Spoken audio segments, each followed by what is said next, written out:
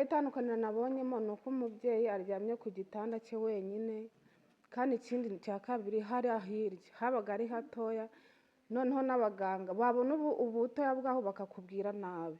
Ababyeyi bagana ikigo nderabuzima cya Bugaragara giherereye mu murenge wa Rwimiyaga mu karere ka Nyagatare bavuga ko bishimira ko hari inzu yuzuye y'ababyeyi irimo ibyangombwa byinshi ngo dore ko ibyinshi bajyaga kubishakira ku bitaro bya Nyagatare. Ababyeyi bavuga ko kandi iyi nzu itaraboneka hari igihe umubyeyi yazaga Bugaragara agasanga huzuye bikaba ngombwa ko ajyanwa Nyagatare, aho bavuga ko hari igihe umubyeyi yafatirwaga n'igise mu nzira cyangwa akagerayo ananiwe bikaba byamuviramo kubyara umwana unaniwe. Ibi bishimangirwa n'ababyeyi twasanze baje gusaba serivisi ku nzu nshyashya y'ababyeyi iherereye ku kigo nderabuzima cya Bugaragara. Twebwe twabyakiriye neza cyane, twarishimye kuko hari igihe byabaga ngombwa tukajya Nyagatare, ubu byaratworoheye basigaye badukorera hano hafi tukabona turishimye nta kibazo, n'amafaranga twajyaga dutanga tujya Nyagatare tukayakoresha ibindi. Uwingeneye Maria Chantal, mfite abana batatu, uwa mbere namubyariye hariya hirya n'uwa kabiri mubyariye hariya hirya, ariko nabonye itandukaniro ririmo cyane ahubwo. Itandukaniro nabonyemo ni uko umubyeyi aryamye ku gitanda cye wenyine, kandi ikindi cya kabiri hariya hirya habaga ari hatoya, noneho n'abaganga babona ubutoya bwaho bakakubwira nabi, ariko hano hari abaganga bavuga neza, barakwakira neza, serivisi zarahindutse ni nziza.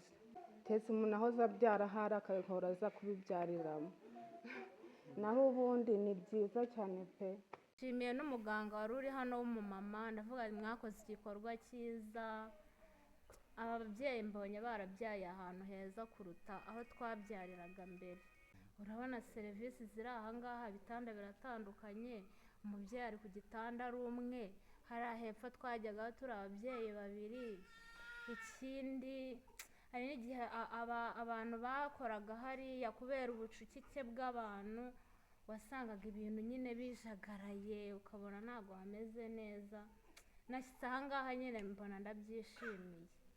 Ababyeyi kandi barishimira ko begerejwe ikoranabuhanga rya ecography mu ndimi z'amahanga ryo kureba uko umwana ameze mu nda y'umubyeyi no kumenya igitsina umubyeyi azabyara. Iri koranabuhanga riri muri serivisi bajyaga gusaba ku bitaro by'akarere bya Nyagatare.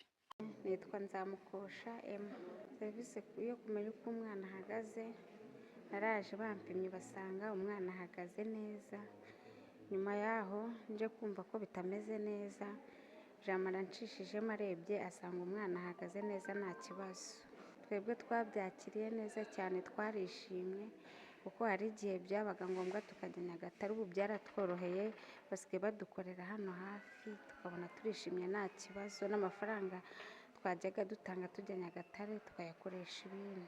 Ecography ni kimwe mu byifuzo by'abaturage ko bahoraga bakora urugendo bajya Nyagatare ku bitaro bya Nyagatare, ariko kuri uyu munsi dufite ecography. Ababyeyi bose baje kwipimisha inda turabafasha kandi tugakemura ibibazo, abafite ibibazo tukabohereza ku bitaro ku gihe. Nta mubyeyi ushobora kugira ikibazo hano kuko dufite ecography yo kubafasha. Umuyobozi w'ikigo nderabuzima cya Bugaragara Ntungane Moses yemeza ko inzu yo kubyariramo bari basanzwe bafite yari nto, bityo ko inyubako yuzuye izakemura ikibazo cy'ubucucike bwabaga mu kigo nderabuzima cya Bugaragara. Maternité nshyashya twahawe twatangiye kuyikoreramo mu kwezi kwa gatanu tariki 27.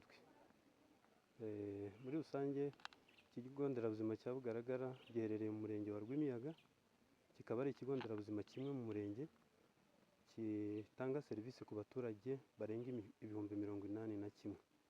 Byumvikane ko maternité twari dusanzwe dufite yari nto cyane, icyumba kimwe cyari gihari, kandi tukaba dufite imibare iri hejuru cyane ko ikigo nderabuzima cya Bugaragara ni kimwe mu bigo nderabuzima bifite imibare minini, imibare iri hejuru cyane y'abadamu baza kubyara.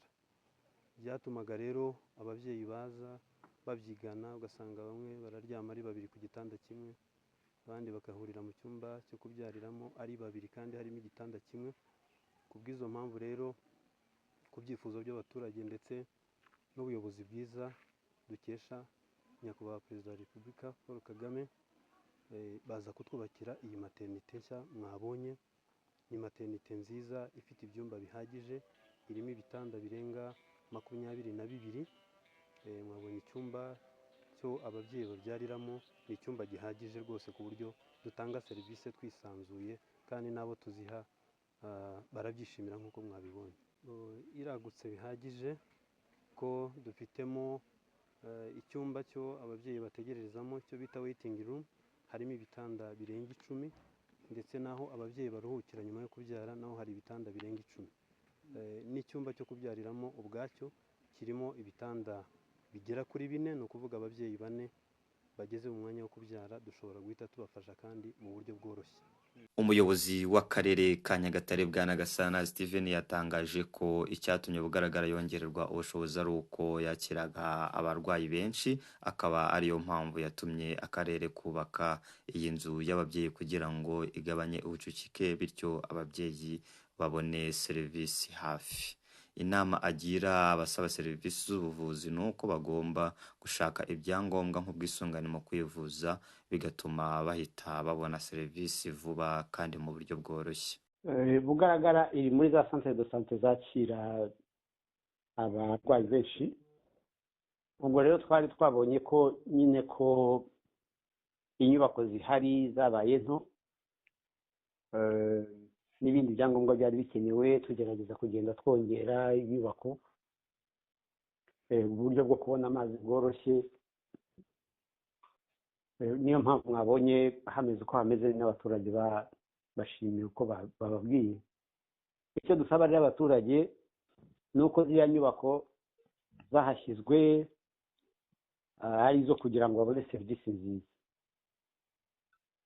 Nabo turabasaba rero ko bashaka ibyangombwa bituma bashobora kugera kuri izo serivisi.